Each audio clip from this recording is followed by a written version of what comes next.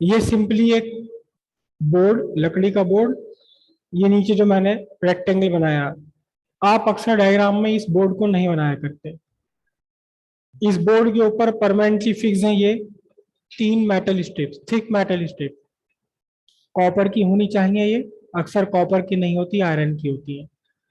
लेकिन क्योंकि ये बहुत मोटी है, वाइड है और थिकनेस भी काफी हाई है, तो इनका अपना रेजिस्टेंस 0 हम मान लेते हैं। ये भी क्वेश्चन बनता है इस पोटेंशियोमीटर और मीटर ब्रिज में। क्वेश्चन बनता है क्या कि why do you use thick copper strips? क्योंकि हमने कैलकुलेशन में लेना केवल आर, एस और ये वैल्यूज पी क्यू। हमने इन कनेक्टिंग स्ट्रिप्स का रेजिस्टेंस कैलकुलेशन में नहीं लेना। That's why the resistance of this strip should be negligibly small, 0 होना चाहिए। इनका रेजिस्टेंस 0 रखने के लिए थिक कॉपर स्ट्रिप्स ली जाती है। पहले गैप में एक अननोन रेजिस्टेंस लगाया, दूसरे गैप में नोन रेजिस्टेंस लगाया रेजिस्टेंस बॉक्स से, रेजिस्टेंस बॉक्स से नोन रेजिस्टेंस लगाया। और जो मीटर ब्रिज का वायर है, मीटर ब्रिज का वायर एग्जैक्टली 1 मीटर लेंथ है इसकी, that's why it is called metre bridge. इस वायर के 2 पार्ट कर दिए जाते हैं जब आप जॉकी को कहीं भी एक जगह रखते हैं।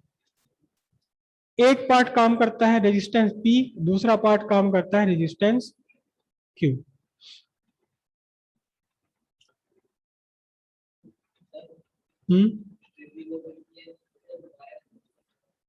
जो ये वायर है ये कॉपर वायर नहीं होता, इसका रेजिस्टेंस कंसिडरेबल हाई रखा जाता है।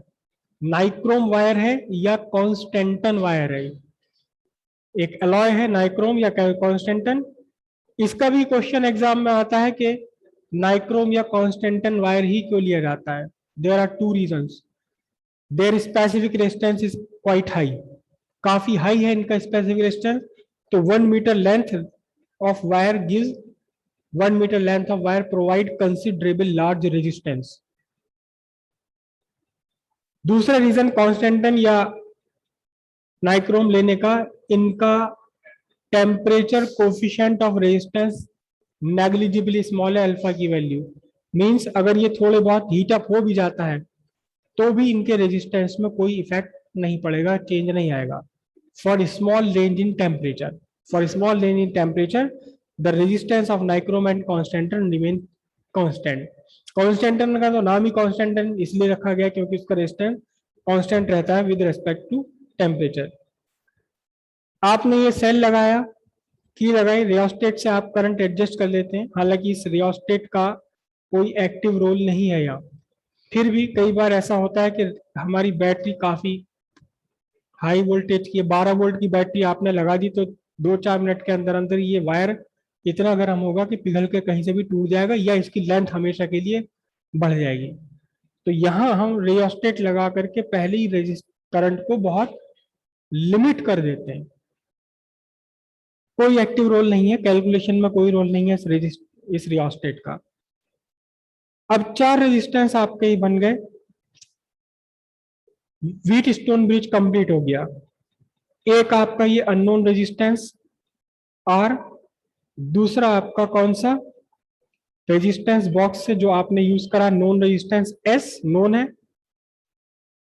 वायर का एक part, not exactly half part, जरूरी कि हाफ पार्ट ही हो, ये हो सकता है इधर का पार्ट छोटा हो इधर का पार्ट लंबा हो जाए, कोई फर्क नहीं उससे। तो एक पार्ट काम करने लगा कैसा, रेजिस्टेंस P, और बाकी बचा हुआ काम करने लगा कैसा, रेजिस्टेंस Q। अगर आप देखें ध्यान से, R और S जहां जुड़ा हुआ है वहां, R और S के जॉइंट पर, P और Q जहां जुड़े हुए हैं यहां, इनके बीच में आपका क्या आ रहा है, गैल्वेनोमीटर। जहां आपका R और P जुड़े हुए हैं यहां बैटरी का पॉजिटिव टर्मिनल है, जहां आपका R और P जुड़े हुए हैं ये आपका बैटरी पॉजिटिव टर्मिनल आ गया। जहां S और Q जुड़े हुए हैं, S और Q के जोड़ पर आ गया आपका नेगेटिव टर्मिनल ऑफ बैटरी। और देखिए इस तरह से पूरा ये व्हीटस्टोन ब्रिज कंप्लीट हो गया। व्हीट स्टोन ब्रिज कंप्लीट हो गया। और जब व्हीट स्टोन ब्रिज बैलेंस्ड है, बैलेंस का मतलब जब गैल्वेनोमीटर में आपने करंट फ्लो नहीं करा रखा,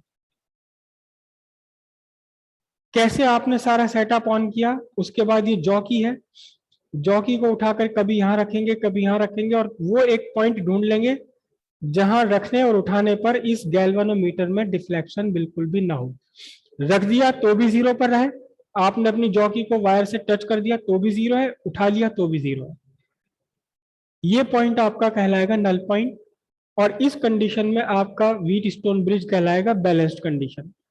और बैलेंस्ड कंडीशन में आप पहले ही जानते हैं P upon Q equals R by S, तो resistance unknown resistance P by Q into S. अब P कहां से लाएंगे, किसी भी वायर का जो रेजिस्टेंस है resistance of a wire is equals to rho L by A. Rho is the specific heat capacity. Suppose you obtain null point at length L. So what is the remaining length? 100 minus L centimeter. So what will be the resistance P? P resistance कितना होगा? It will be rho L by cross sectional area. This is the cross sectional area. This is the cross sectional area of your metre bridge wire, जो metre bridge wire में बंधा हुआ है उसका cross sectional area. Calculation में नहीं आएगा इसलिए हमें इससे कोई मतलब नहीं।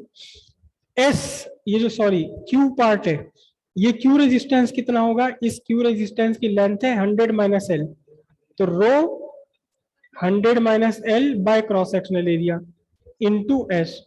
और यहां से सब कुछ कैंसिल होकर क्या बचा आपके लिए, R equals L by 100 minus L into S। S आपका नॉन रेजिस्टेंस है जो आपने रेजिस्टेंस बॉक्स में से यूज किया है, और इस तरह से यहां आपके R की वैल्यू फाइंड हो जाएगी। ये R की वैल्यू ओम्स लॉ से अगर आप फाइंड करेंगे उसके कंपैरिजन में ज्यादा एक्यूरेट होती है,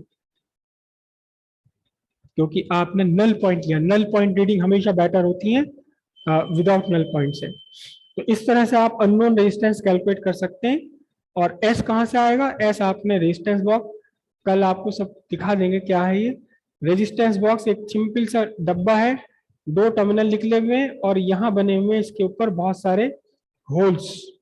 इस होल में लिखा है 1 ओम, इस होल में लिखा 2 ओम, इस होल में लिखा 5 ओम, इसमें लिखा 10, इसमें लिखा 10, इसमें लिखा 20, इसमें 20, इसमें लिखा 50, इसमें लिखा 50, इसमें लिखा 100।